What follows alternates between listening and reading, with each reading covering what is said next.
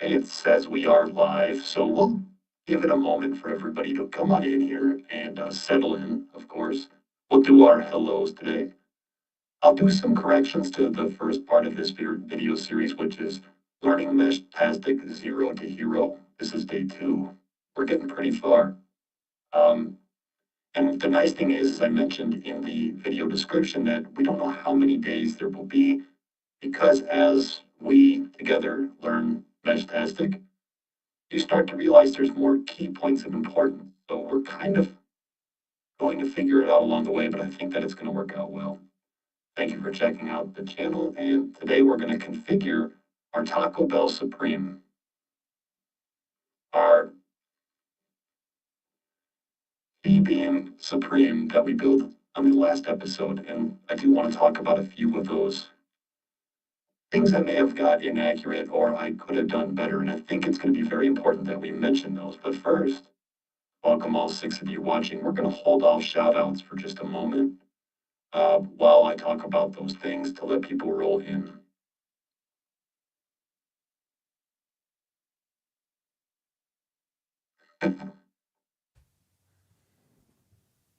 That was a good test to see how many people would stick around. So here's the deal. When I go to change things on my mixer, which is the Rodecaster Pro 2, my fat hand hits these big buttons, and apparently it's on the screen right now for robotic voice. So if any of you could tell me what I just said, let me know. Meanwhile, I just switch the screen so that if I hit the buttons, they don't do anything. I wish it was April 1st, but it's not. Look at me, April Fool's got you. But we all know that I just suck at audio.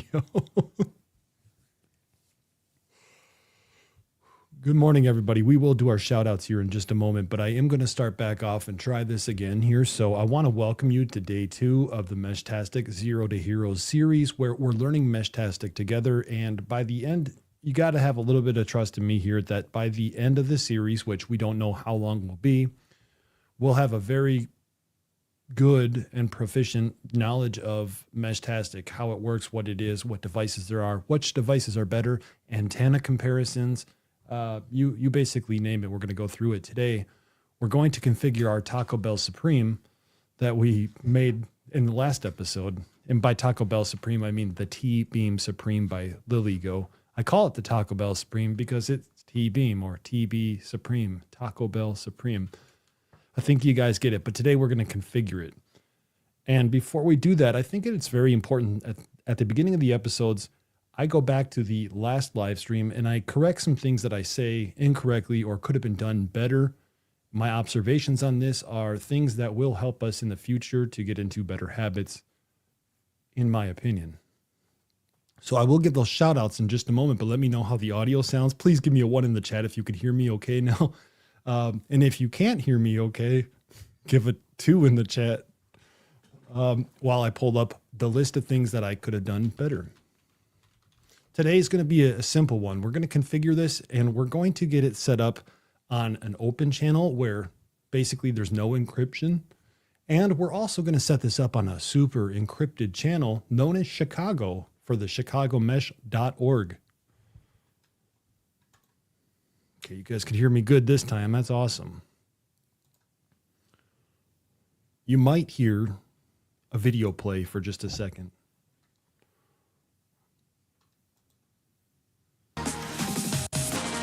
Up. Okay, in the pinned comments on my last live stream, I mentioned a couple of things. In no particular order, this version that we spoke about, somebody had inquired if the antenna can slide through the port on the top, and the answer is no, it cannot. I said in the stream it looked like it could. After the stream was over, I went and I checked, and the antenna does not go through the top portion of the case. However, Ellie Cat reached out to me after I commented on her YouTube page and mentioned that there is another version, an updated version on printables.com. So if you follow the link that I had posted to this particular case, it's not the most updated case. And the most updated case would allow you to slide, I believe, an antenna through, but also the SMA nut would be able to rest back on the top. And as we learned in the last episode, that was another thing that I did incorrectly, is I have the SMA nut on here when it wasn't needed for this version. And as you can see, I just did it again, and this is a really bad habit to get into, okay? If your unit is on, removing the antenna when the unit is on, if it's transmitting, it creates the potential to damage your radio. And I need to start treating this like an actual tool and a nice piece of equipment, and not just something that I could reuse or rebuy, and it's not disposable. And I wanted to mention that because I recognized while watching that live stream back that some of my habits were a little too fast, and that's how we learn. And I need to slow down to correct myself and not damage my equipment. The case really was amazing, I wrote, and I talked in the episode about how there was 4 different buttons and I couldn't figure out what they were for. And I want to point this out because this is really awesome. First of all, are any of my vision impaired friends in the chat? If you're a vision impaired individual in the chat, I'd love to hear from you while I talk about this. Because what LECAT did on this case was there was 4 different iterations of the buttons that you saw in the live stream, but each one has a different recess point. Okay, so right here, the middle button sticks out more. And so I know this is a middle button, then I can work my way around up for the top button, and then I can work my way down for the bottom button. And the other iterations are that maybe the top button protrudes out more than the other 2 buttons. And the reason I mentioned that about my vision impaired friends is, theoretically, you could still operate Meshtastic as vision impaired, provided the app functions like I assume it does with your software for the visually impaired. But if you ever did need to turn this on or click through anything for whatever reason, maybe this is off and you need to turn it on, the power button should give you an indication here. I don't know quite yet what exactly you would use these buttons for as visually impaired, except maybe to power it on. But it's good to know that there's different recessing of the different buttons. The other thing I mentioned is that's it. We learned also in the last episode that the 18650 battery with this cannot have the terminal sticking out, or what appears to be a nipple sticking out of the battery. It's just got to be flat on both sides. And with that, we're going to get started after these shout outs. So it looks like we got quite a few people here in the chat this morning. Let me know where you're at, and let me know, happy Friday. Happy Friday. Let me know where you're at, and I'll give you a shout out.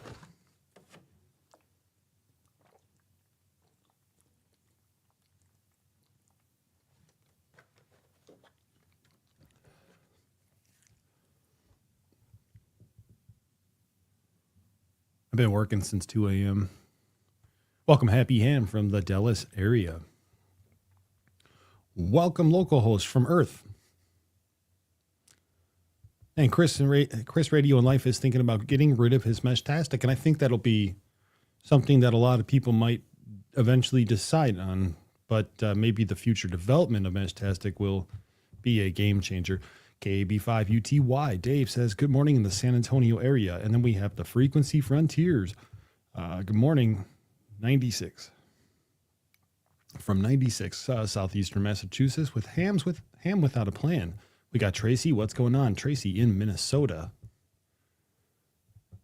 And I think we got, I missed a couple. There's Todd in Mount Dora, Florida. Actually, it's decent weather here this morning, but appreciate you being here.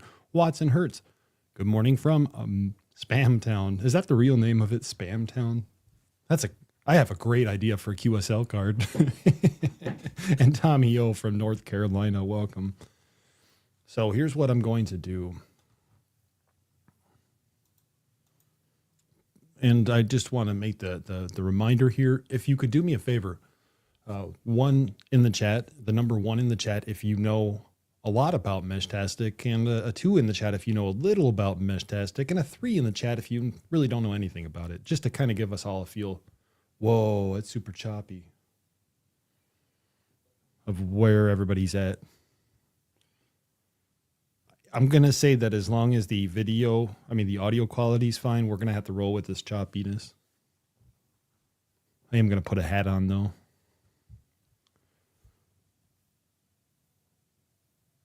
Looks like we have a little bit of everybody on here, like 2.5. Yeah, I would probably say that's where I'm at too. Gosh, ooh, I'm going to try to change the quality here to a 720p. I don't think that's going to help. Don't go anywhere. We all know how this goes.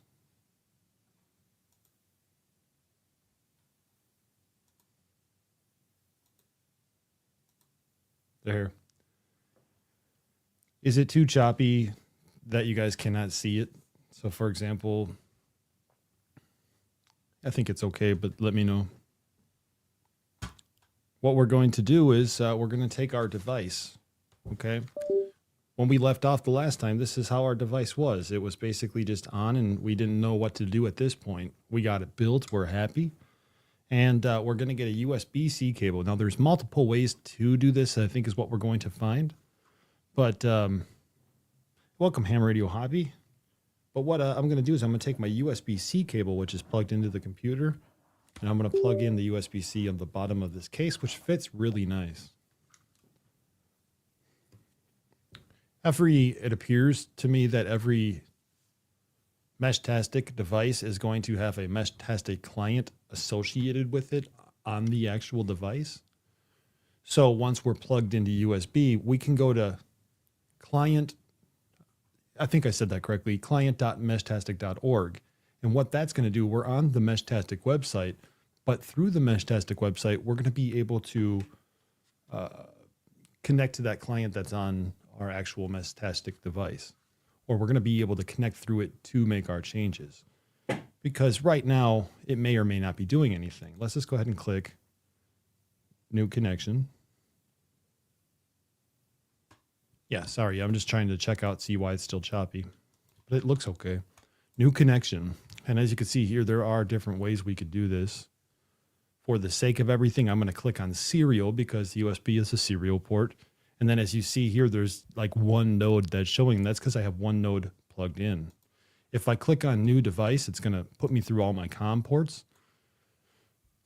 And this is what I'm going to have to do, or you would have to do, is find your COM port that the Meshtastic device is plugged into. In this case, it's the tiny USB CDC or COM7. So I would click it and click connect.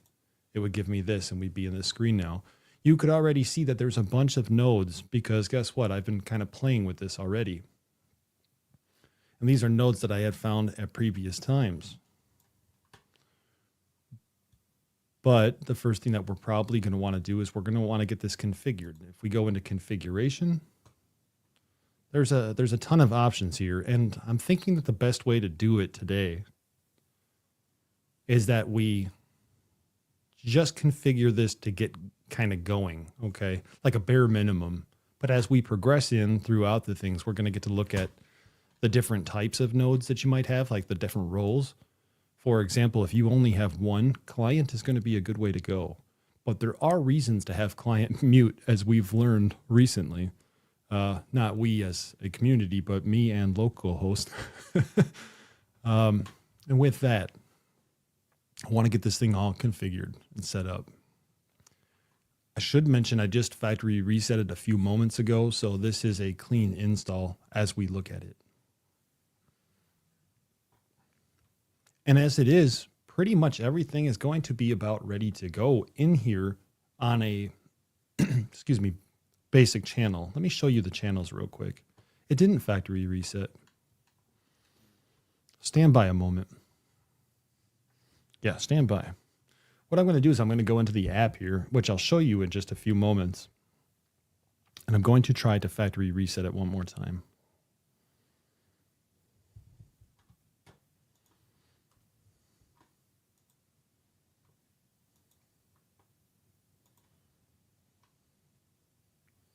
That's interesting.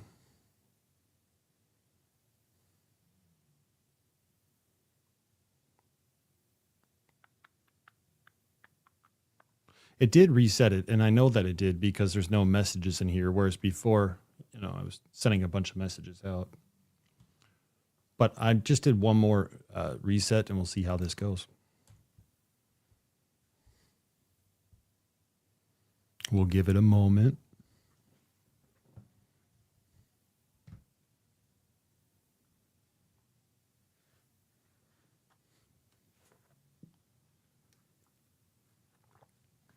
So the last thing that I just factory reset was the node DB.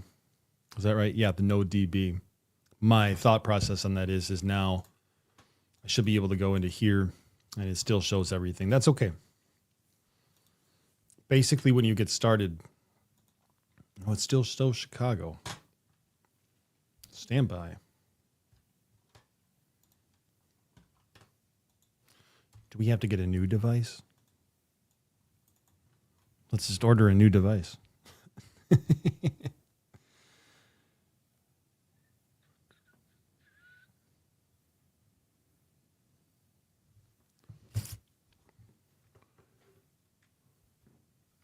There is a glitch with the client page. And I've noticed that too. Thank you very much for mentioning that. There's a glitch with the client page on quite a few things. Sometimes settings just don't save. I was on the web, or I was on the phone browser, the phone app to factory reset everything. But it says when you make a change and save, you end up having to open a new page. Thank you.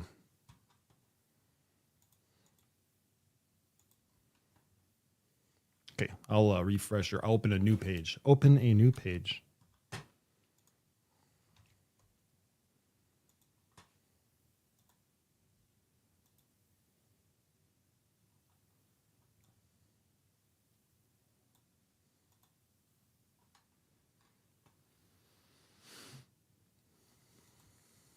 It's not, but we're going to adapt. We're going to adapt to this quite a little bit. So it's still not factory resetting everything and resetting the database like I thought it would, even after opening a new page. Let me close both pages.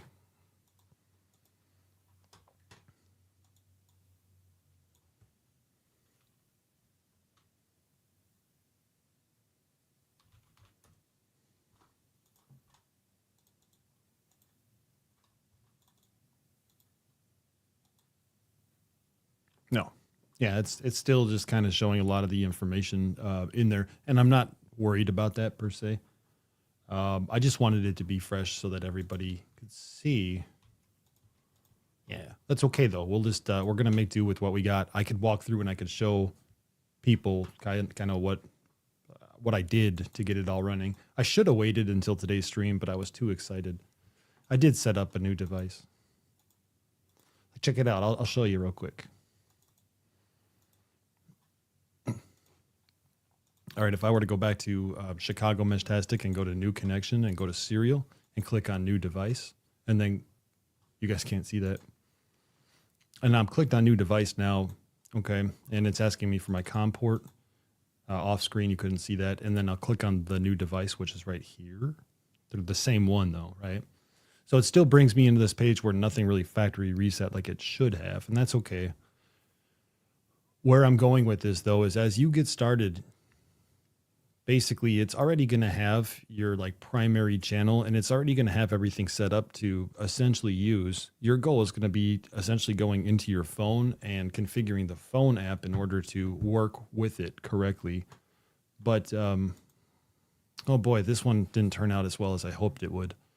But anyway, some of the most important features that we have on here that need to be set correctly would be having your client set. And if you only have one device, client is going to be the correct way to go, most likely, unless there's a lot of other people's devices in your area.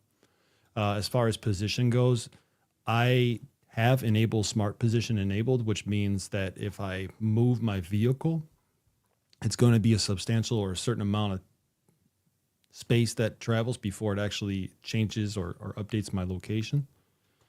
And basically at that point, though, I did also enable power mode. What I found was happening when I had power mode enabled or power saving mode enabled is that power saving mode would enable, and I would lose connectivity to the phone app, which you're about to see.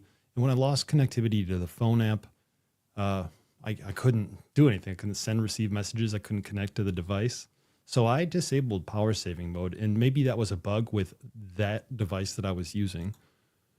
I do also want to mention that under position, when we talk about enabling smart position and it being on, it's not like it's a huge deal, but all these things that you could take into consideration, and we will go further in depth as we learn more, all these things affect your overall power and how long your device stays powered for, right? Because if it's constantly updating GPS or any coordinates, or the more work it's doing overall, the more of a problem it seems like it's going to be.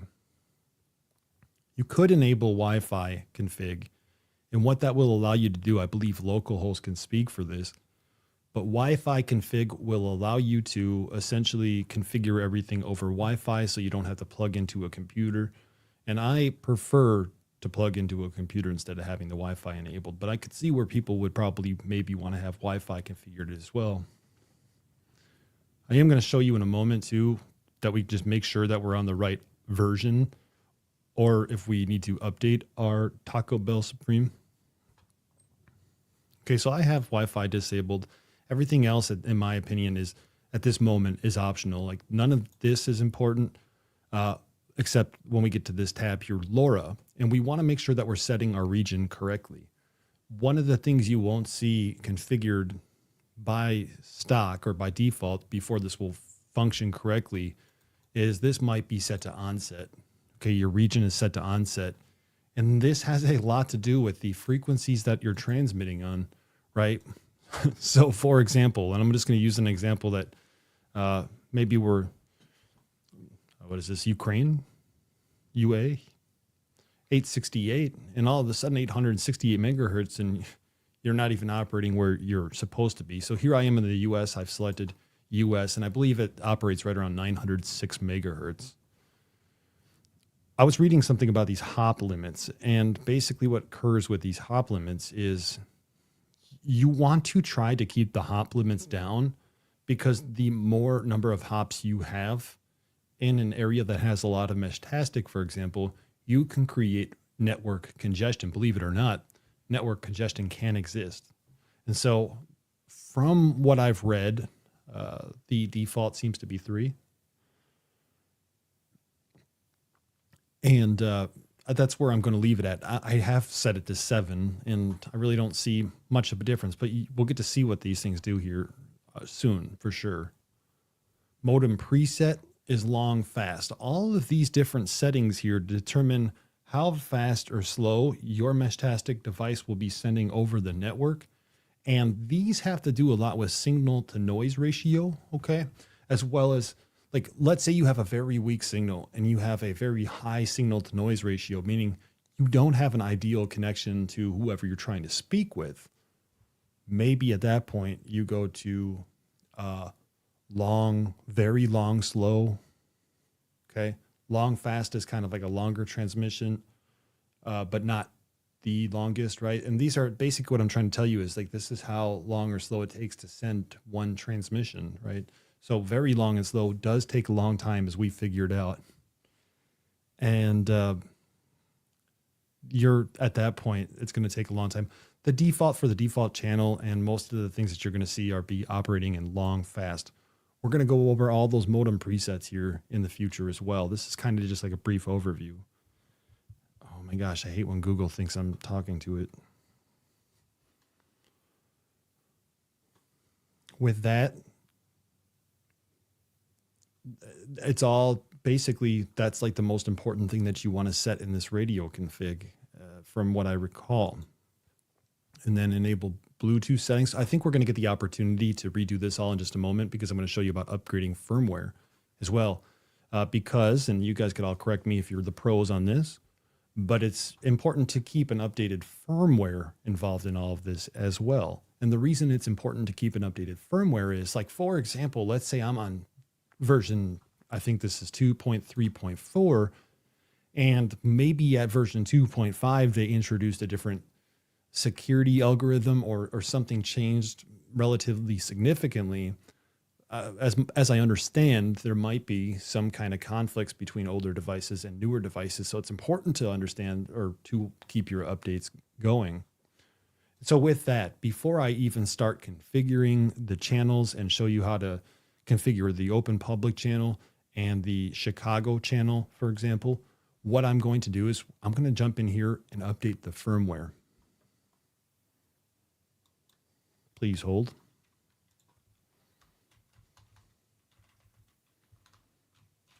Remember how I said that you can go to client.meshtastic.org in order to change your settings? Likewise, you can go to flasher.meshtastic.org in order to upgrade your firmware. What did I say we were on? Like version 2.3.4? Now, Josh kind of had a video about this yesterday, but I'm not going to go over what he went over, so it kind of works out. Anyway, I accidentally hit the back button. So basically, the first thing we're going to do is we're going to select our target device. We need to go through here and find our Taco Bell Supreme, and we have the ESP32S3. I know that that's kind of hard to see. Let me see if I can zoom in a little bit for you. I'm going to make a point. That's why. Maybe there's some devices that are out there. Like, for example, there's the LilyGo T-LoRa T3 S3 with the ESP32S3. And there's the LilyGo T-LoRa T3 S3 E-Ink, which is probably a different display. Same ESP32S3. But they might have slightly different firmware, so you don't want to flash the wrong firmware, right? You want to make sure that you have the correct device. Now, I could just look internally on this device here that I have in my hands, now I'm only going to say Taco Bell Supreme, the T-Beam Supreme, but I don't have it open anymore. I did, however, still have the case that it came in, and I looked on the case and it said there that this is the T-Beam Supreme ESP32S3. So that's what I'm going to select.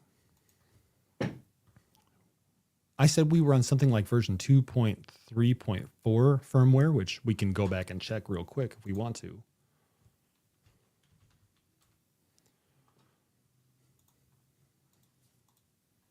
.3.4.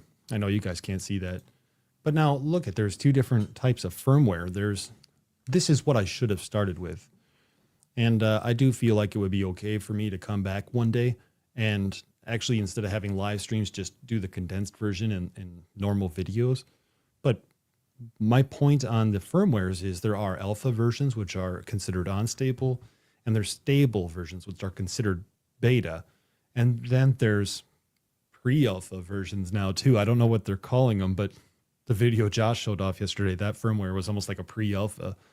It has a nice graphical user interface for the T-Deck. With that, I'm going to take just a second here. Actually, we're gonna go through until we flash it. While it's flashing, I can look at the chat, check if there's any comments, and take some water breaks. We could see that I'm on a pretty old firmware, okay, because I was saying 2.3.4, and stable firmwares, which is what I'm going to put on today, 2.5.20.4. You only live once. I should also mention something that Dave may agree with or may not, I don't know, and I would love to hear, is not having the latest firmware could be resulting in some of these, if we'll call them bugs that we're seeing, like the factory reset not occurring. So it might not have been the client as much as it was maybe something internally. If firmware gets written and a bug is found, they'll update the firmware. With that, let's go ahead, and I've selected my device. I'm sure that that's the device I have.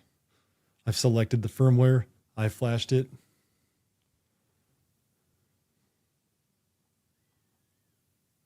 And I'm getting a warning here. Let's see what this says.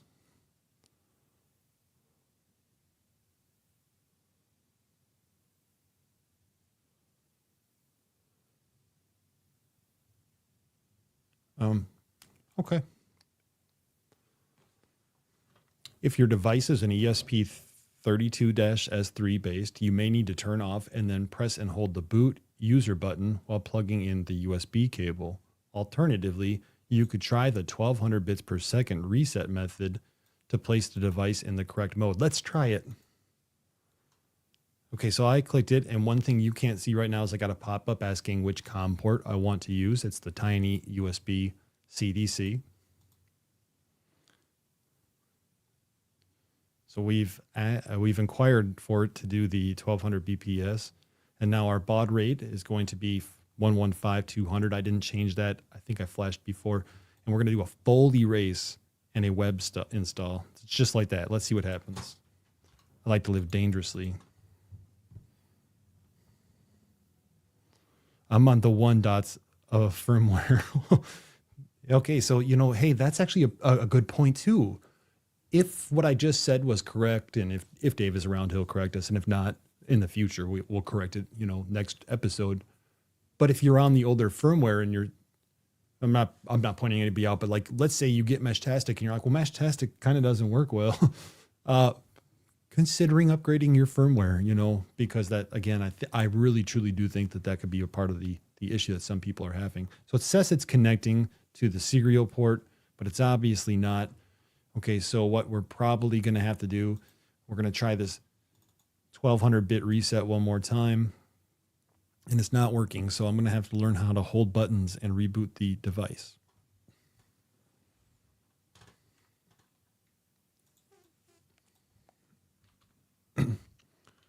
Let's see here.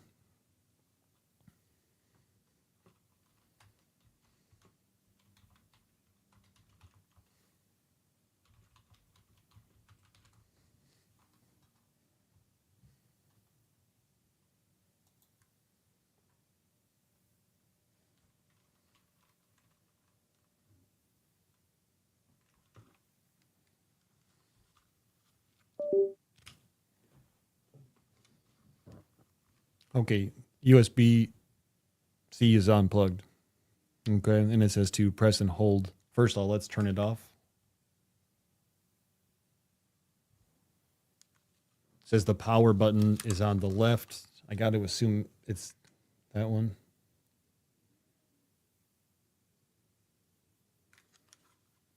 I got to assume it's the other one. Hold on.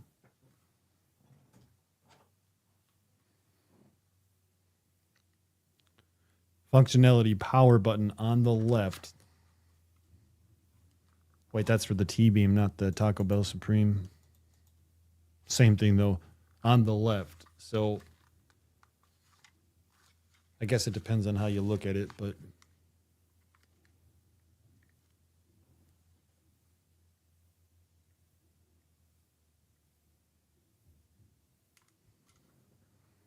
can I not like press this down? Come on, buddy.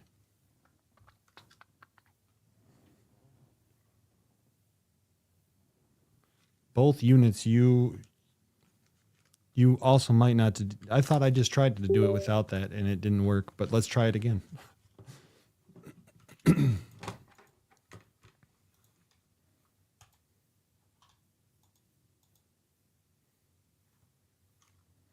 Yeah, see, it gets, oh, I know what's going on here. So this, stand by just a moment here. This might be a very useful learning opportunity. What you can see is I still have the Meshtastic client tab open, and I can't have the client tab open when I have the firmware tab open, right? Because they're probably conflicting for the serial port. So let's try that again. Taco Bell Supreme.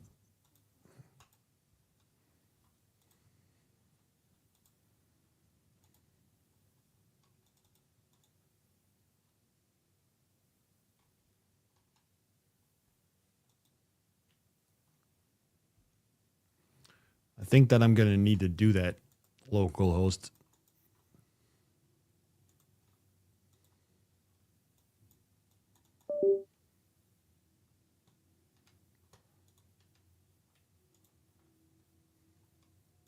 Yes. What you can't see on the screen right now is when I hit that 1200 bits per second button that you see in the upper right-hand side, I heard, you might have actually heard it too, my Windows driver saying like, I just disconnected. And now when I go to flash the full erase and the install, I go down to erase the flash and install, and I'm presented with the COM ports again. You know, a list of the different COM ports. Remember, we said it was like COM port 7. Now it's COM port 9, and it's a USB J tag. So that should be accurate. And now when we look down here, it's detecting it's doing its thing. So now we can take a break and drink some water and also hydrate.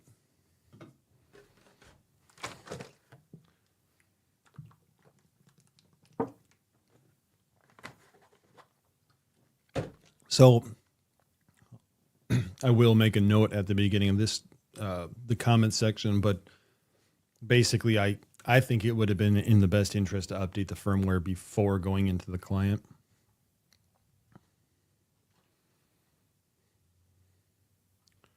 Look at that. It's essentially, it looks like it's done, right? Flashing the file partition 100% complete. It wrote it, it left it. With that, I just mentioned that, hey, maybe we want to close this in order to make sure that everything is going to connect the COM port and the client correctly.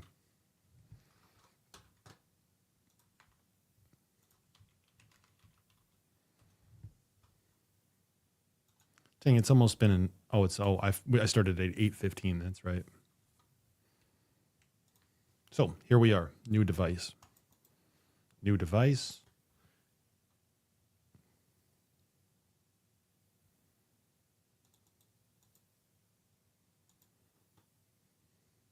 Now, this is much better, right? What I see is a bunch of unknown. For example, we don't have a name here, or we don't have any information on our battery and our voltage. There's no messages. There might be a map and our config. So let's kind of go through this again and see if we can go through this. Remember, we're going to want to go ahead and we're going to want to select our client, our role as client rather. I'm just going to go through the basic stuff that should be needed.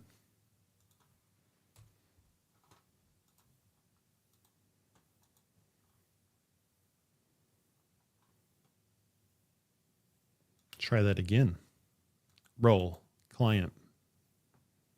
Hey, Dave, have a good one. Appreciate you being here. So role, client, and that on the surface should be okay. It doesn't like me clicking the next tab. All right, try it again.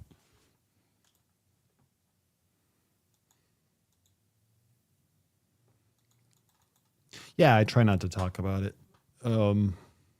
It obviously people know, but config, role, client. This time, instead of going to the position tab, I am going to click save.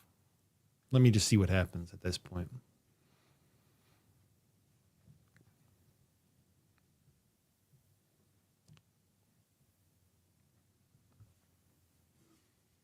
Looks like it's still saving.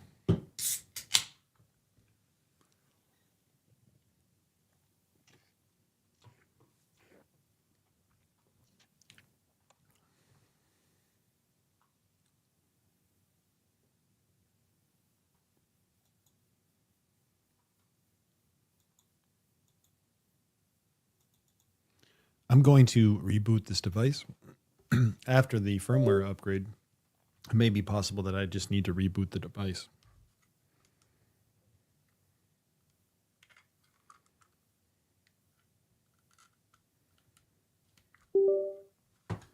And I'll tell you why I think I knew that in just a second.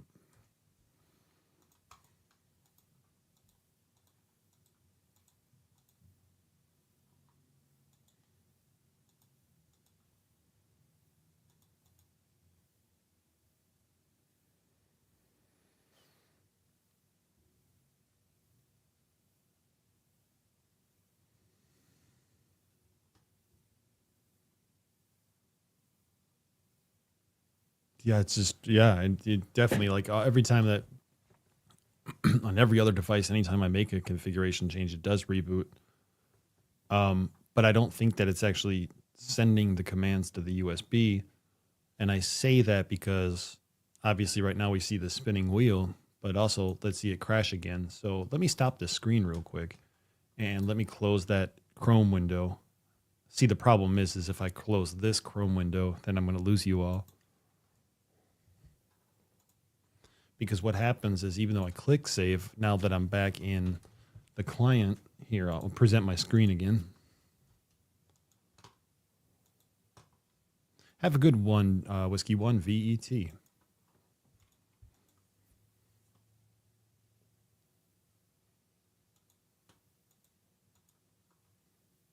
I'm just going to skip over position. The thing that is kind of a bummer is I would love to have the position on there before we actually configure the device. Cooley, welcome. You know, we have it set to roll, and before I even click save, though, up here is a little editing icon, and we can change the device name, okay? So I'm changing the device name to Golf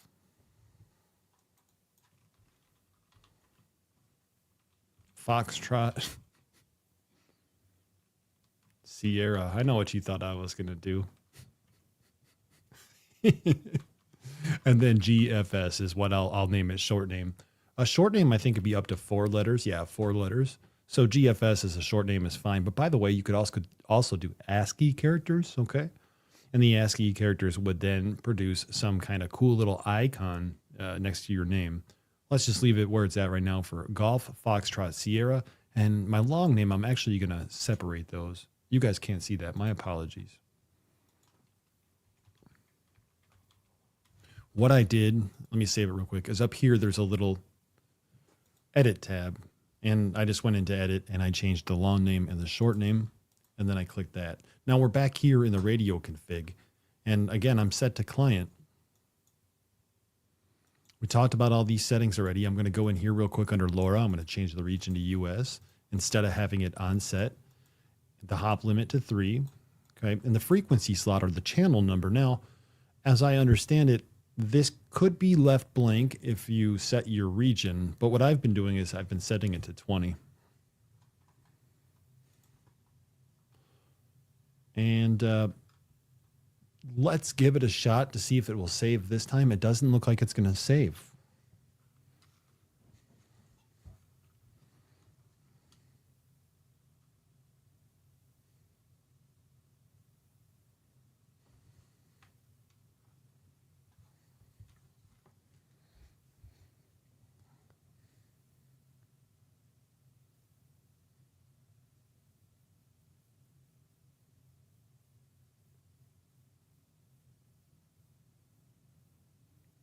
What I'm doing off screen here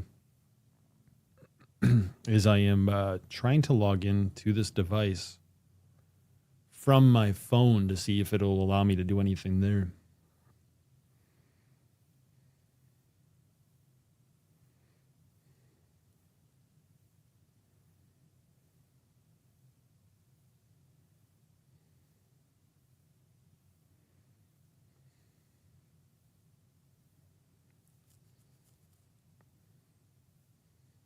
What is happening within the app, I know it's going to be hard to see this one. I wasn't prepared yet. I'm trying to add a new device, and the little thing just twists and turns. What? And then it doesn't find a device. I noticed the mobile app seemed to be... Isn't that what I'm doing?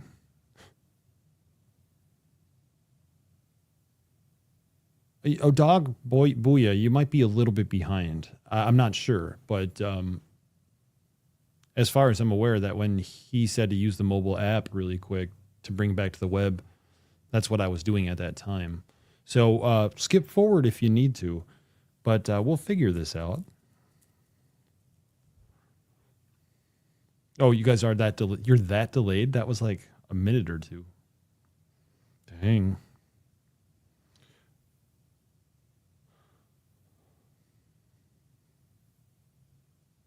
All right, I'm going to force this to reboot a different way.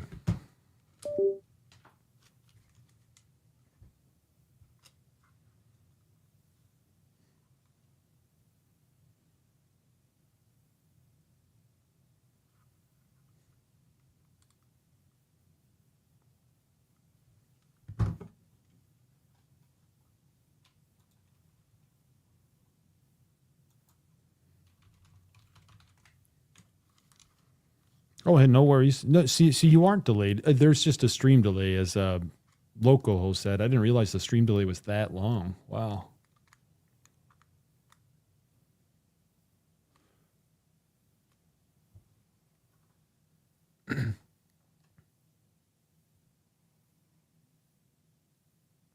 I'm just sitting here trying to turn everything off or do anything, and to me, it feels like the device is completely frozen.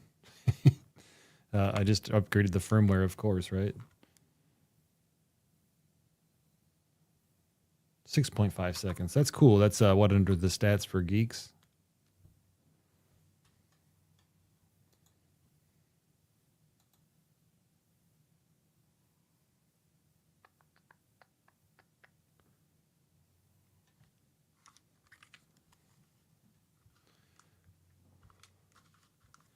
All right, come on, man.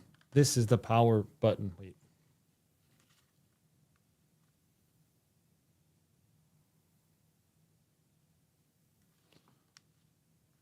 This is the power button according to the Taco Bell Supreme S3 core. Power in the middle. Should be reset, power, boot. I'm looking at the T-Beam Supreme LilyGo website that shows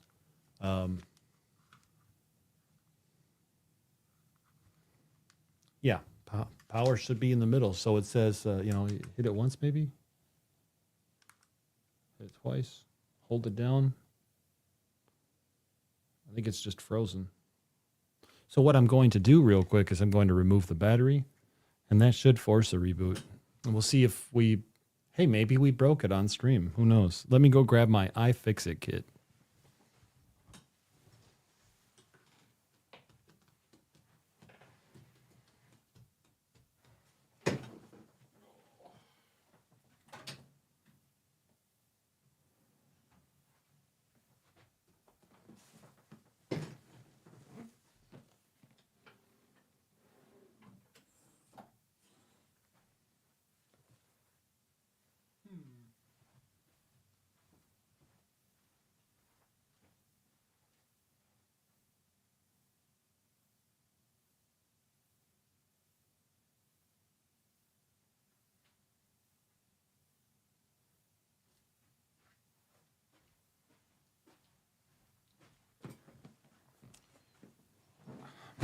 Bummer. I don't like this.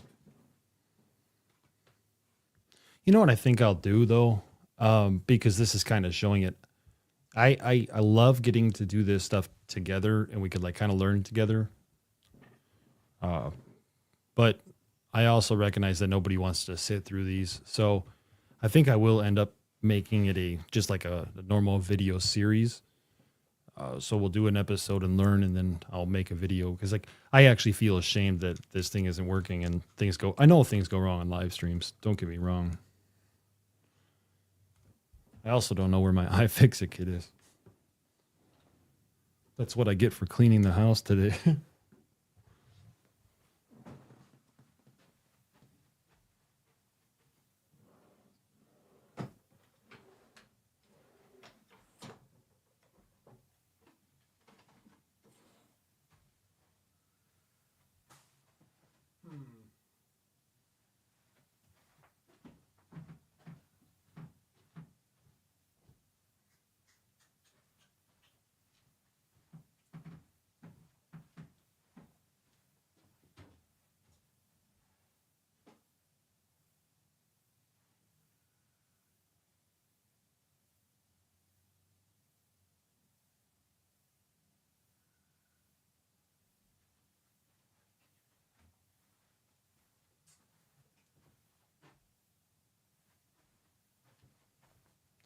So disappointing.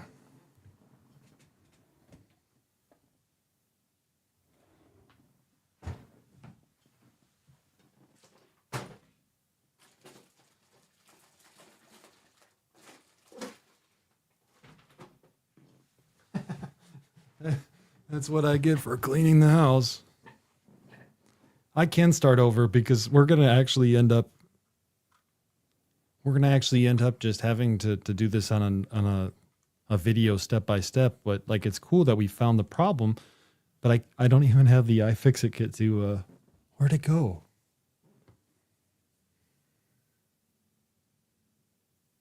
I'm gonna go check one more spot to see if I can find the iFixit kit so that we can continue. I think I know where it's at, so that we can continue on resetting this device and hopefully getting it to function correctly today.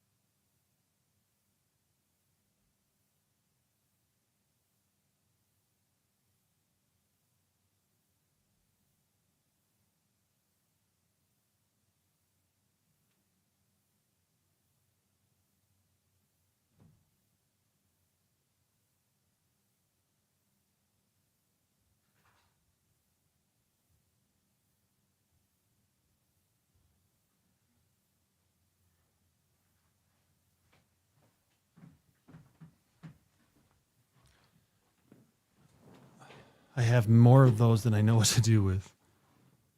Okay, let me just read up on a couple things here real quick. I found a screwdriver. It's not my iFixit kit, so oh my gosh, it works. Just kidding. Let's see here. It doesn't work. I lied.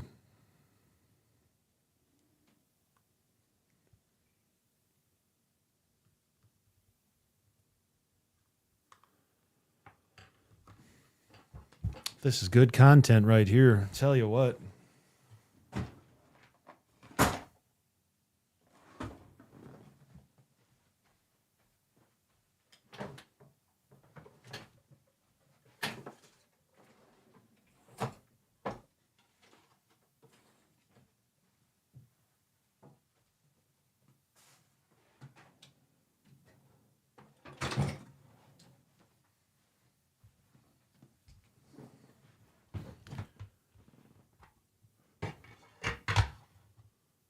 Oh, that's really good to know. I just got the T Echo Plus. It should be here in about a day. I got it from LA Express as well. I found my iFixit kit, so this will be a lot easier now. For the sake of it, we showed how to assemble rather the case just in the last live stream. And now all I'm doing is I'm taking the two screws out and I'm going to pop the battery out for a second and then put it back in.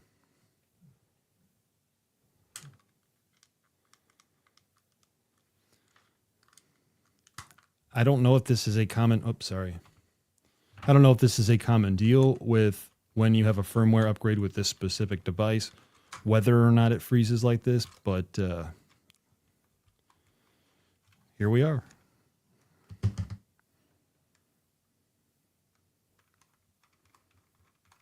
$37 is a good deal.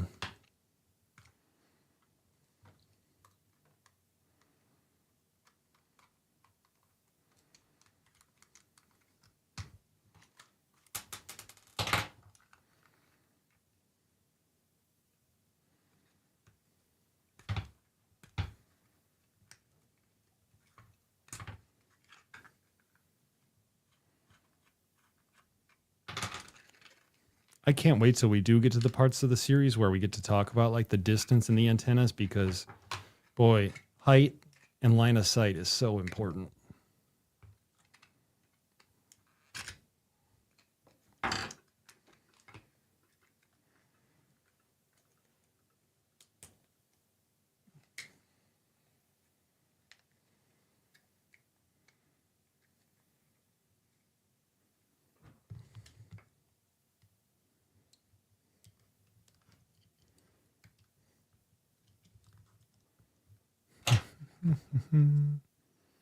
this, this dude is in there pretty good.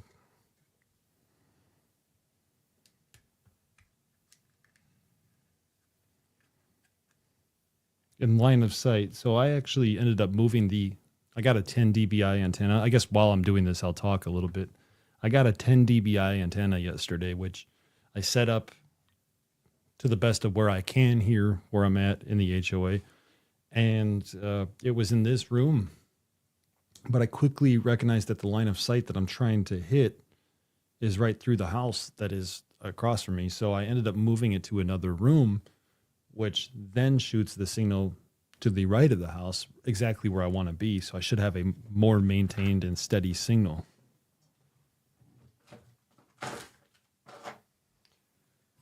Even then, I could see all the stations in the world, but I just don't have enough to reach most of them all the time. One moment.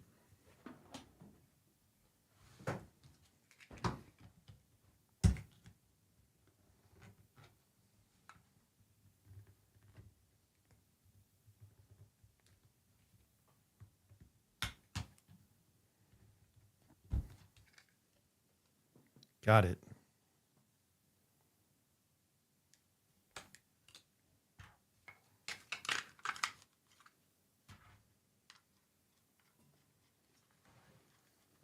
I'm just going to put the screws back on here. And again, my apologies for... we're going to get to learn about MQTT a little bit too, because as I understand, it's like internet linking a little bit. And so is that cheating? A year ago, there was nothing out there, and they're everywhere now. And the grand finale, once I work my way up to it, because like I mentioned, I get to learn all this while we do it. But I got the G2, which right now, as I understand, is like the most powerful node on the, available, right? Okay, here we go. So the first thing that's going to happen now is I get a Bluetooth code. Anybody want to put that in for me? I get a Bluetooth code. I'm not really worried about it. And I'm going to put that in on my phone, and I'm going to pair it. I don't even think I need to do that, though, this time, because I think I could just plug this back into the computer, and we could finally resume. That was weird.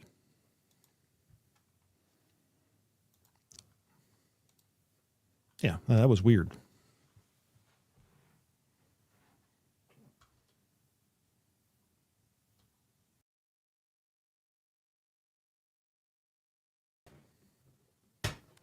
USB, plug it in.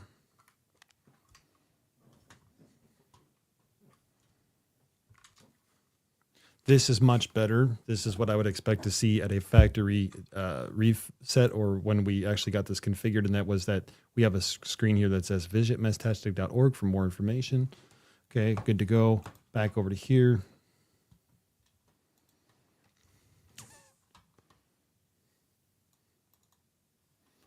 And we're going to now jump back into the client. Okay, new connection, serial, no devices paired. Click on new device. Look, we're pros at this already because we've done it like 1,000 times. There's no COM port at all showing on here. Okay, I don't see, you can't see this at all, but the COM port is not displaying. Plug it in, there it is. Okay, so now we see number 0.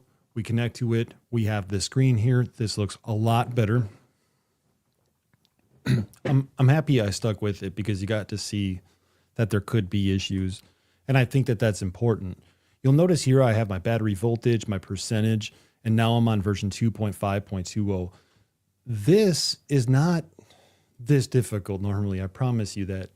But there's like a saying that when things can go wrong, they will go wrong. Here is my name. Again, I'm going to click on edit up here. And I'm also going to try to make this a little bit bigger for you.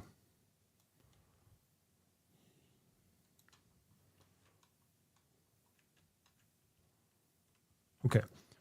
You can't see it right now. Maybe you can right here. It says D760. I'm going to click on edit, and I'm going to call this whatever I was going to call it. Golf, Foxtrot, Sierra. Gotcha. You thought I was going to say something else.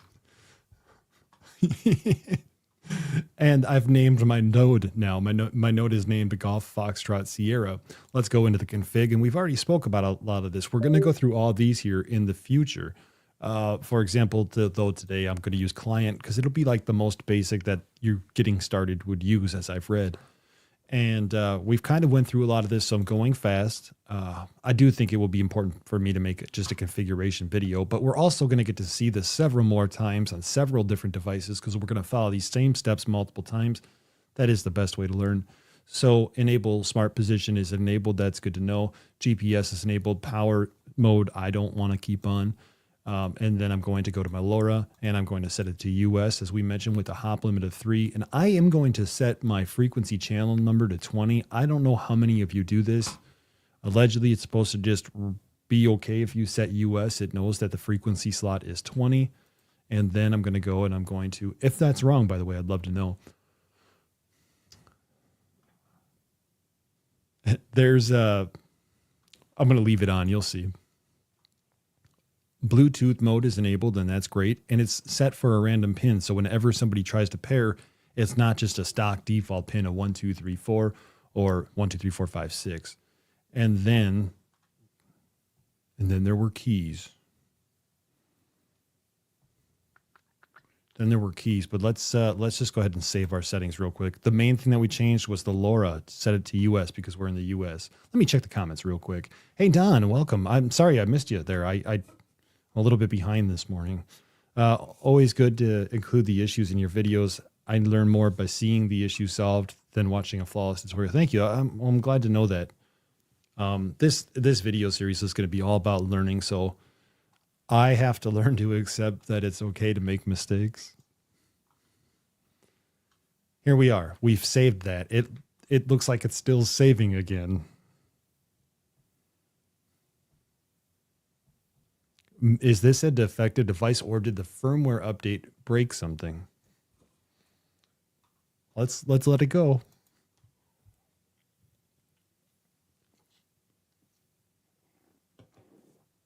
What we might consider doing if this broke it is we might actually go down a firmware. See that error saving config. However,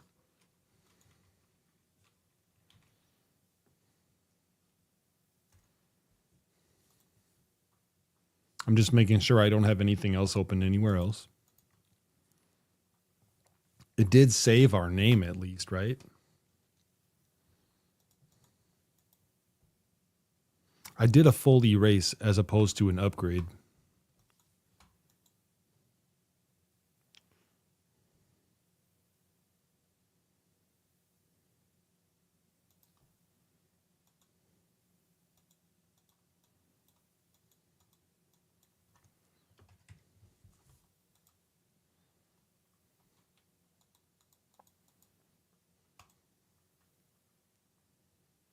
It saved that configuration that time. I refreshed the screen as Dave had mentioned earlier today, and that seemed to have done it. That seemed to have, yeah, that's right. That seems to have done it. There we go. And yeah, so we're good now. I've heard the computer reset the USB, and we're basically in here. So now, and yep, you're going to get to see some of the nodes that I might see in the area. If you click on the map, it'll actually map them out to a rough estimate. And I'm going to show you some of the nodes that you might see in the area. But first, we want to see what channels we're connected to, right? Because the way LoRa works, or the way Meshtastic works is you can have multiple channels, and maybe one of those channels is unencrypted. It's a public channel, and you can talk to anybody who's on that channel. But then you have a group for your family who are camping and you want to be able to text your son. You could go to the channel that is called Camping with the Smiths or whatever. And then like Chicagoland Mesh, for example, which we're going to configure today. So as we factory reset this and we made just a few configuration changes, we click on channel and we see that we have a primary channel. We have a channel 1, channel 2, 3, 4, and 5. And here's what I'd love to know from you all. But do you set your primary channel to long fast? I made a couple of different ones, as you could see here. Long fast typed in with all case sensitivity. I knew that was a bad word, so it never went out to the public. Also, let me just check what is being said here. Save small chunks at a time. I saw that if I save too much and I saved and make a change, it would then change another save. Okay. Yeah. Yeah. So basically just save small things at a time. And then Dog Booyah says it can be something other than 20. I remember seeing somewhere that if you change the main channel to something other than the default, it can change the frequency slot. Yeah. Yeah. The different numbers that we're talking about there do associate with the frequency slot. And that's, at least in my area, I thought 20 was the way to go. The Chicago page says that, let's go to the Chicago page in a moment. Use the default channel 0 and set it as key as channel 2. Yep, that's what I was going to do. And that's actually a weird thing too, but I'll show you why. So for example, here on the screen, we have our primary and we're setting it up as a primary. And if we look at this pre-shared key and we it's already got a pre-shared key of capital A, capital Q, equals on there. That's what the primary key is for the long fast. So that's fine. There's a couple of settings here that you kind of want to be aware of. And I think 20 is the default for North America. I'll find out here in just a second though. But let me just kind of focus on finishing adding this channel real quick. As I mentioned, we have multiple channels and we could have multiple channels so that we could have multiple chat rooms, if you will, is from what I'm gathering from this. And here we have long fast, which is like an open channel where anybody can go to chat. Long fast, capital L, capital F with this encryption key. And then there's a couple of things. It's like, okay, you could allow position requests, which means if I am using my node, I can click on request user's position and it will send it to them. Maybe in some rooms or channels, as they're called, you don't want to allow people to know exactly where you're at. And maybe you uncheck this at that point. Precise location. Send precise location to the channel. I have found that when I add a new channel through the actual phone app, this is enabled. And that means that it's like putting me on the map to anybody in the mesh directly where I'm at. And that could be a good thing. If you're using this for, like I mentioned, the family kind of thing, maybe you want to know where Jim Smith is. And if he's not set to precise location, you're going to get in this scenario, 2.9 kilometer radius, which that means that he could be pretty far, right? So I don't send a precise location to the channel. I send an approximate location to the channel, and I'm going to submit this. And we're going to hope that it submits.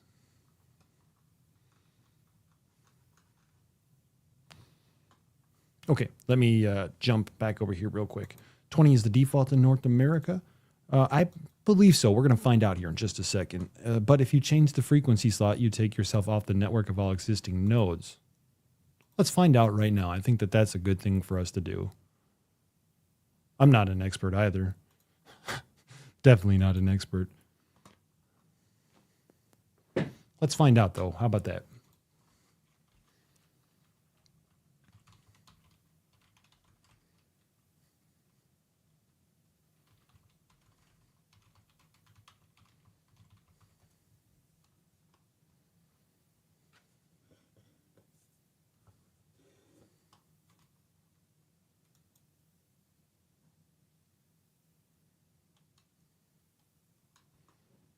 It doesn't seem like it wants to save it unless it already did. Let's see. Yeah, see, it didn't save it.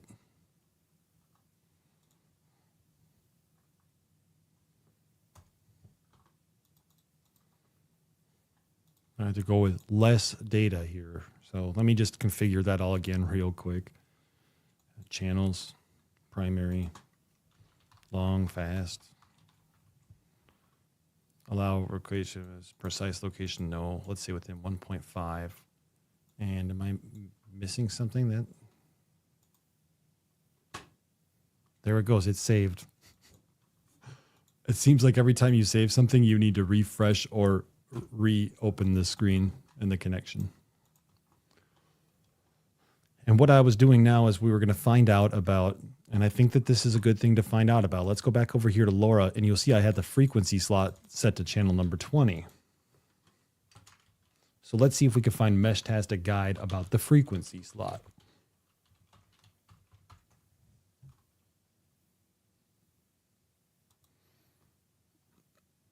I am going to put up this Meshtastic documentation so we can kind of all read it together. And I think I don't typically reference documentation unless it's like I really need to know. And I think I really need to know. So let me stop that screen and let me present this screen. It's so choppy.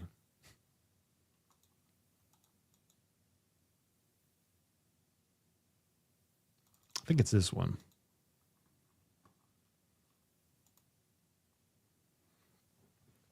Meshtastic is not LoRaWAN, Helium, or the Things network. Meshtastic uses a full spectrum of frequency ranges designated to the LoRa technology per region. This allows several hundred possible frequency channels in the U.S. region alone. Power limits will generally be lifted in the software if is licensed is set to true. As I mentioned, there's a ham mode versus an unlicensed mode, and we're in the unlicensed mode. So frequency slot calculator, long, fast, US. Okay, that doesn't help.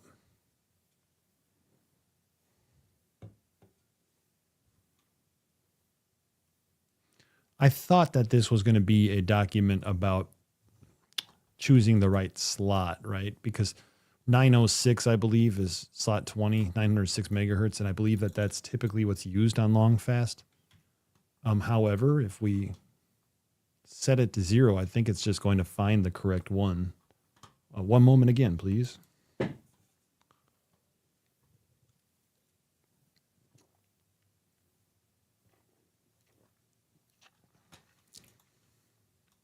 I thought that was going to be a good document.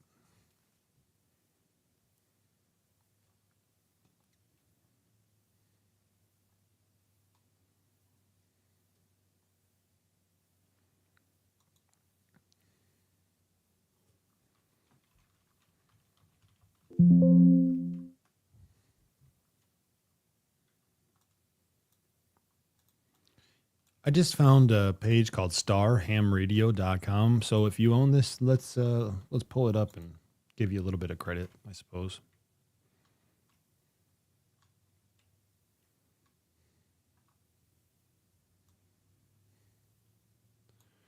It says here that channels, this is a very confusing thing because channels can refer to both the channelized radio frequency you have the Meshtastic device set to, as well as the chat room you are communicating in. I should have finished that sentence. For beginners and for most people, you will want to use the default after installing, which is encoding of long fast, and the default frequency slot of 20, which is 906.875 megahertz, with a default key of capital A, capital Q, equals equals. This will allow you to communicate with anyone nearby. So frequencies, this is not where I read about the frequency slot 20, but this is kind of confirming what it is that I thought is like, that's the default frequency slot for long fast. I don't know if I said that correctly.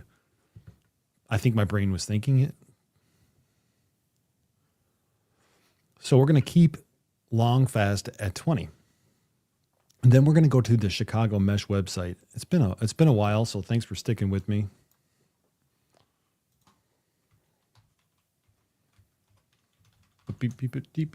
I went to Craigslist.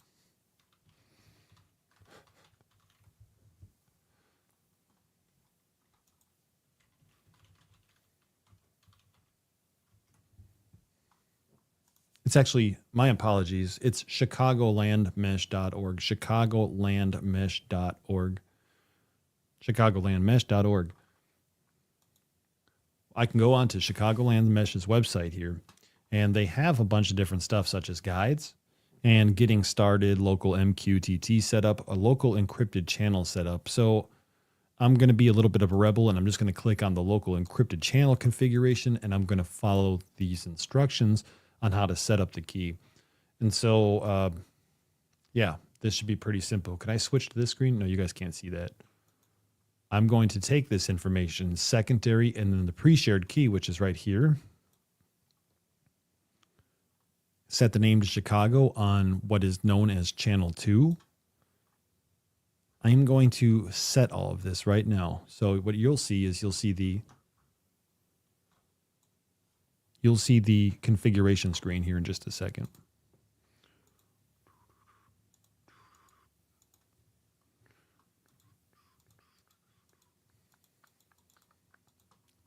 And for good measure, let's go ahead and restart our session.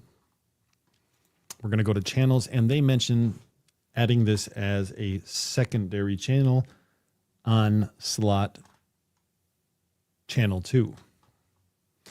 Localhost mentioned something that you can't skip a channel, so you might have to put in something like whatever, maybe that's where your family channel goes. This is a secondary and our pre-shared key. I'm just going to copy and paste it exactly as I see it. Case sensitivity and the equal sign at the end. It's a 256-bit key, and therefore I've selected 256 bits.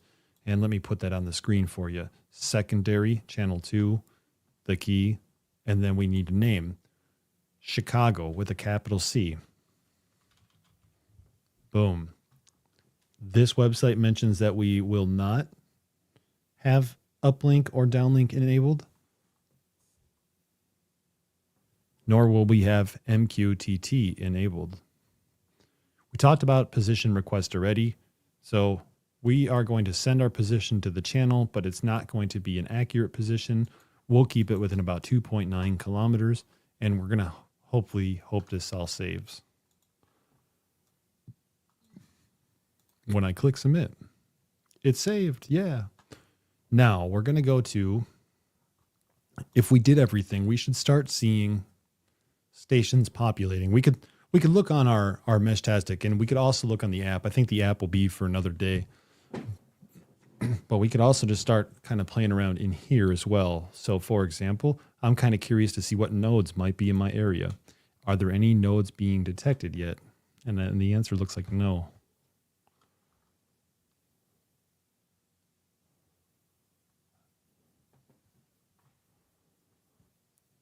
And nothing is really articulating it. Let me check my phone real quick. I might actually just reboot the device again too, just knowing how it's been acting. Thanks a lot. Appreciate it. I assume you're on the Chicagoland mesh as well, so hopefully I'll be able to say hello to you.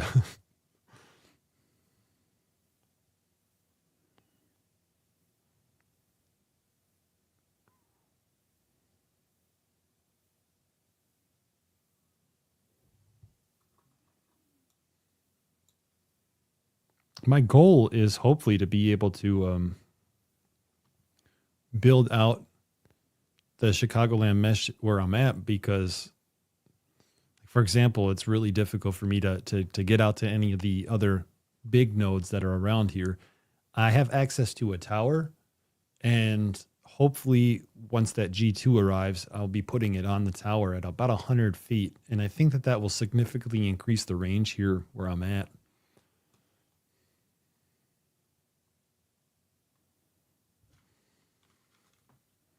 Here's what we'll do. I'm going to go turn on. Well, here it is right here. I'm going to turn on my not Taco Bell Supreme.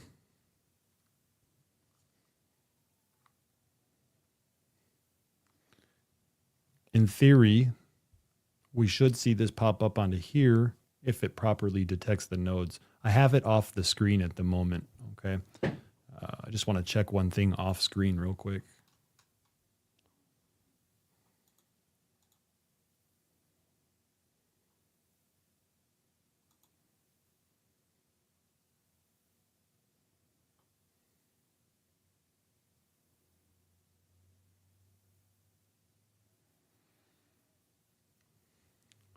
Very cool. I'm going to show you what has happened now, because at localhost, you were right. He says, I think that you need your bigger antenna connected and place it in your spot. I haven't been able to see you on the mesh yet. And what I should probably mention is, again, we talked a little bit about, you're going to get to learn this as we go along, but we talked a little bit about the polarity of an antenna. And my polarity of my antenna right now is technically horizontal, and I'm in the middle of my house. Now, we're talking about what is called NLOS, or near line of sight. It's line of sight technology, right? 900 megahertz. You need to have line of sight to have a better signal, but also if you have horizontally polarized antenna and everybody else is vertical in your area, it's about a 20 over 20 dB loss of gain right there.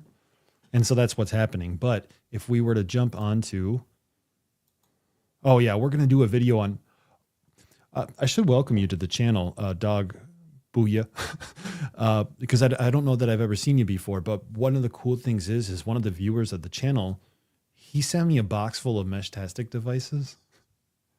And there might be like a total of 10 in there. And then I had one coming from LI Express, the T Echo Plus. And then I ordered the G2. So essentially, we're going to try to do a video series on every one of the devices. And I think that that's like the coolest thing, is that's like how we're going to get to learn, is we're going to put in all these devices. We're going to find out quirks along the way. We'll be able to see common bugs. And yeah, it's just really cool stuff, you know? So if you haven't seen that, let me know. I'll show you before this episode ends. And Rick, thanks for being here. Let's go ahead and go back to the full screen layout. What happened is, here on the nodes, there's another station. It's my T deck that's known as FFF. Now, I have a horrible naming convention, right? That being, my naming conventions AAA, BBB, CCC, DDD. And I'm just, yeah, so basically this is FFF, FFF, and I could see that. So here I am with the node that we've built a couple of days ago, and we're seeing the node right here. These are two separate nodes. Now, I could send a message to that node. I clicked on messages, and this is all in the interface because I'm connected with the USB. And I'm going to click on FFF, and I'm going to say, hello world. And what's going to happen at this point is it's going to spray some RF out, or radio frequencies out. I can't see that, so I hope it says hello world. It doesn't, does it? It just says hello world. Anyway, so it's going to, after I hit the send button down here, it's going to send out radio frequencies, and this guy should receive it. Here's one thing I've learned. One thing I've learned is that gets annoying pretty darn quick.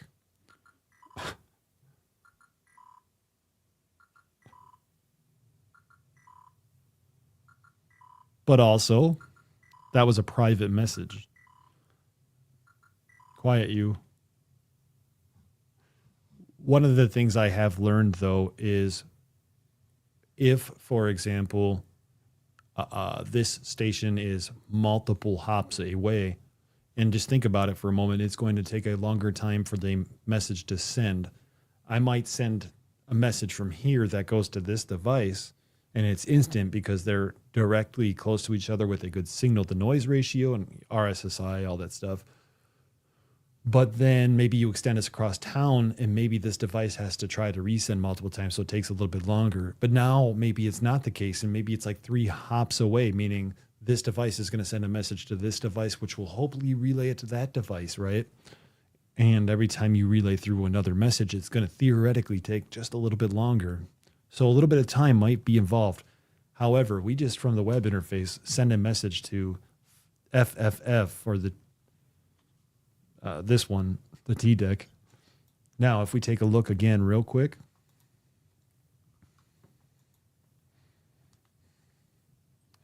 I'm going to send a message back to it, I think.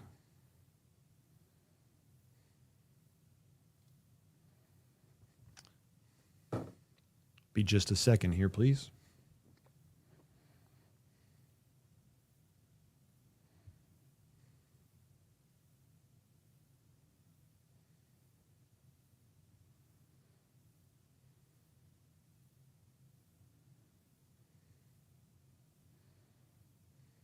And I think that it's going to show up right here is my point.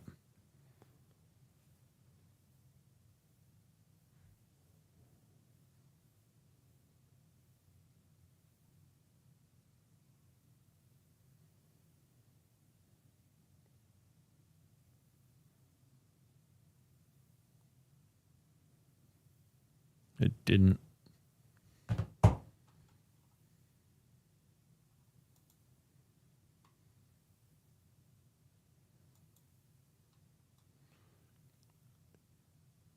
Oh, it did not receive it. So let's find out. Maybe I have to like click on messages again or something.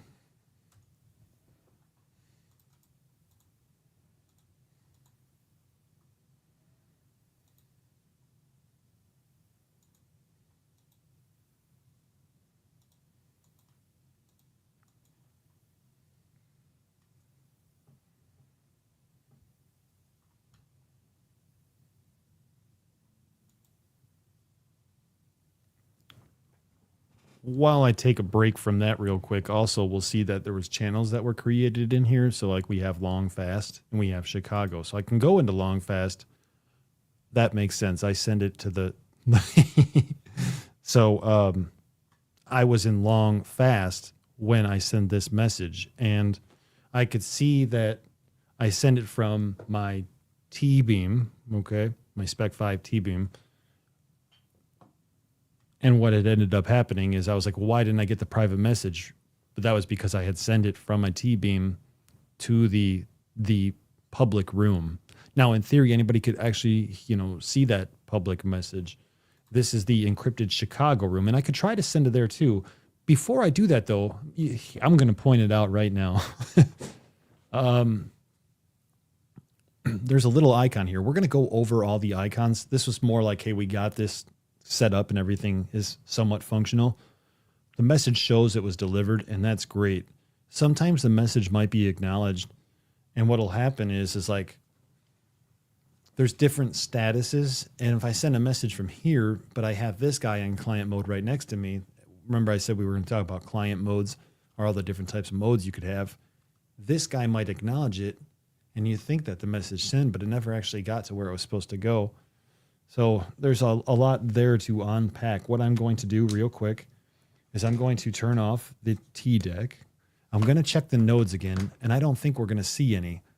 But what we will do is just mention really briefly here that, it shows my signal noise ratio, which is 7 dB. It's like the signal is coming in very well. And it shows better on the web app, but I don't want to I'm worried that I'm going too far into too many directions at the moment. We could talk about all that too in just a little bit, but basically we know now that we are working on the open channel and we are working on the private messages, and I am using encryption, which means that it's, correct me if I'm wrong here, it's going off of that encrypted channel to send private messages. And finally, let's just try to send a message to Chicago by turning this guy back on, because this guy is also on the Chicago mesh. And that's also important. Like all of a sudden you have these different channels set up. You just need to make sure that everything is the same as far as the encryption key goes. If you had one that you were setting up for your family or your tactical team or whatever it might be.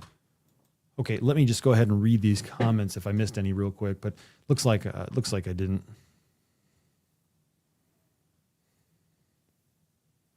Oh yeah, and the Raspberry Pi hat too. Polling interval is another reason to dislike the web UI. Todd, could I tell them about the thing that's going to go up? Not up, but just up. Todd, do I make any sense?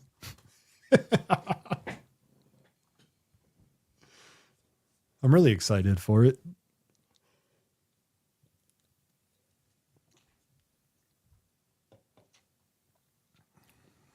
While I'm waiting to send a message to the encrypted room, just to make sure that that's all functional, Todd and I were talking in Florida a few weeks ago.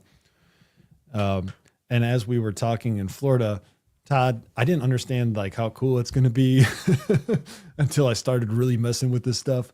But Todd is going to put a balloon in the air, and it's going to be so lightweight, and the batteries and solar that he chooses is going to be so lightweight that he expects it should go around the world multiple times, all while rebroadcasting mesh. And I don't know exactly when it's going to happen here, but it's going to be really cool. I mean, I've seen an airplane, You know, the other 2 days ago, there was an airplane here and it was broadcasting on the long fast channel. You know, if you want to be heard, you're going to open your communications to anybody, right? So the long fast channel and the airplane that was flying over said they were at 34,000 feet. It was really cool. Yeah, I'm really looking forward to that one. I think it's going to be really cool to get that balloon in the air and see what happens. And I'm definitely 100% supported with whatever you need there. So we are back here in the web interface. You guys don't need to see my face. I'm really tired. And we're going to go into channels. I'm sorry. We're going to go into, try that again. There's not too many nodes. My channels are, did I just do something? Stand by.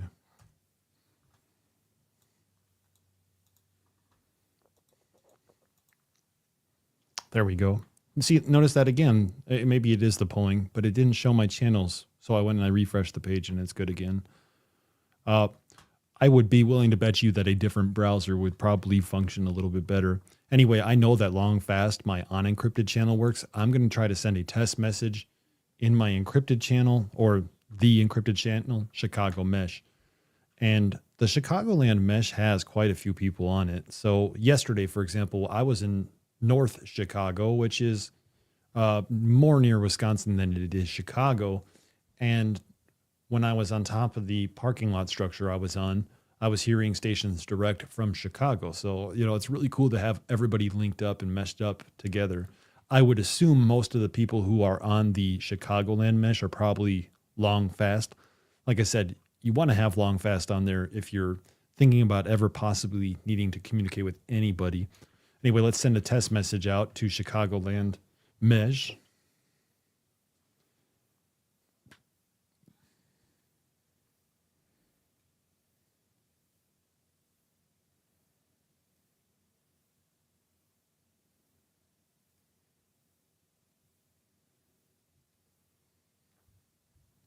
I just want to make sure that I have Chicagoland Mesh set up on this phone, which I don't.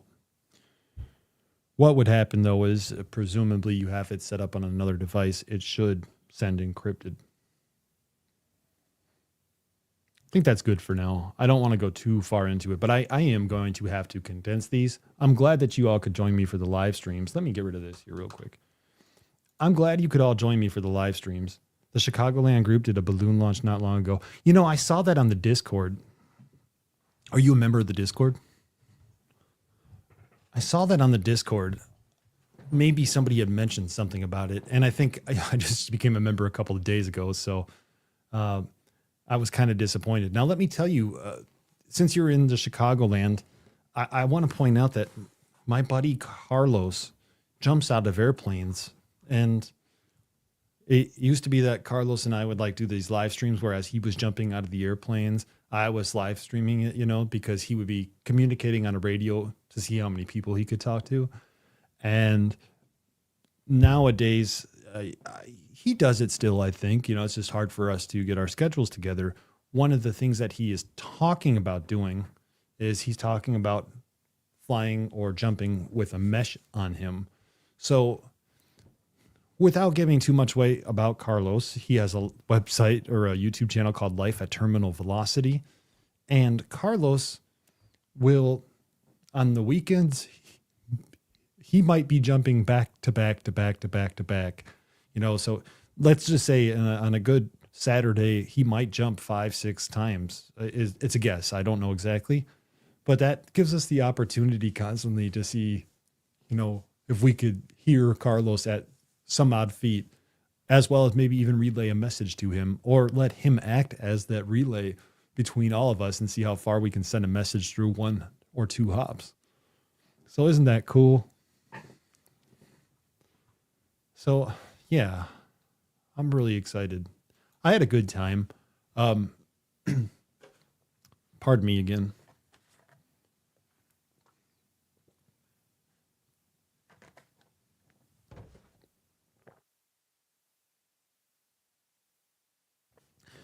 I think that that's a good place to stop. That was a lot today. you got to see that there's a lot of problems, maybe some bugs with the browser or with the, obviously we had to reset the device by taking the battery out. I felt bad at a while, but these are, like Don said, these are common things that may occur as we're getting involved and we're continuing to progress into the Meshtastic network. I love not being an expert.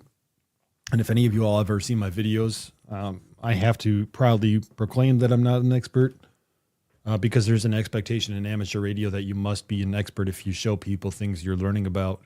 And that's why I'm enjoying the Meshtastic community so far, because it's not like that. It's in a way it's welcoming, and people are really wanting to learn this new thing that's occurring that could be really cool. And it does have a lot of potential.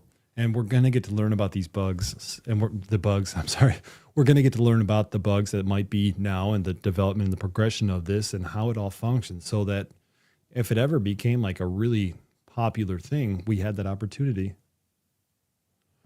to learn it before it was popular. Time to get back to work. Lee, thanks for being here. Maybe you're talking to me. You're absolutely correct about that. Just a little late. But I appreciate you watching. I will go ahead and start the process of recording the videos of the things we've learned so that you don't have to watch the live streams if you choose not to. I encourage you to be here and support me, but if you can't, I understand it. And I think that will help out a lot. Hopefully by the time we're done, we'll have a full series.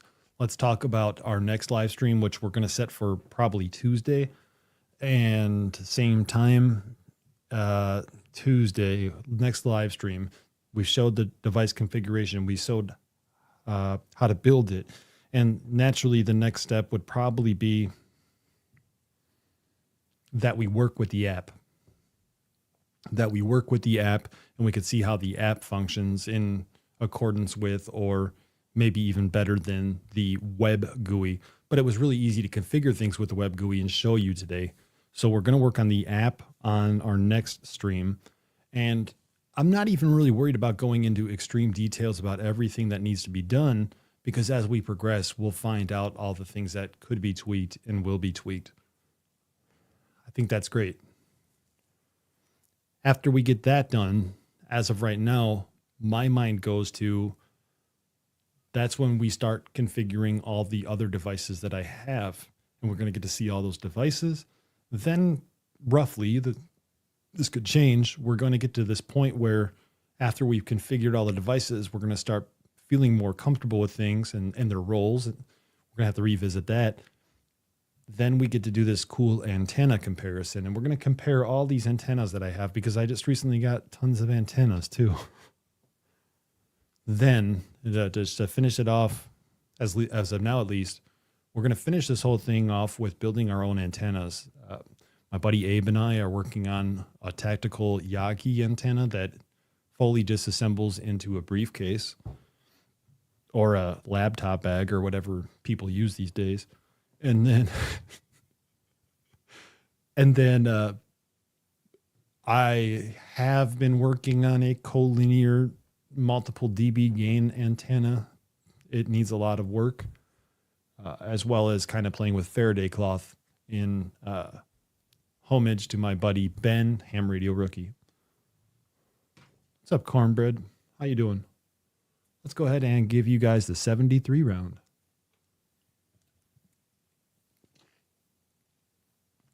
Lee is absolutely correct. I got to get back to doing my thing. So with that, thanks for being here, everybody. Rick, thanks for sticking around today. New dogs are the best, I got to tell you. She's a horror story now, but she'll be good soon. 73 to you, thanks for being here. Thanks for being here, Tracy. My pleasure. You know, and it's more about the quality of the people than the quantity of the people. So I appreciate every one of you being here. I really do. And, you know, being here since a lot of names I recognize for a long time now. But yeah, Cornbread 73 to you as well. Local host 73 to you. Todd 73 to you. Let's get that balloon up. Dan 73, thanks for being here. Hopefully you learned at least something. Dog Booyah, thanks for being here. And 73 to you all. We'll see you next time.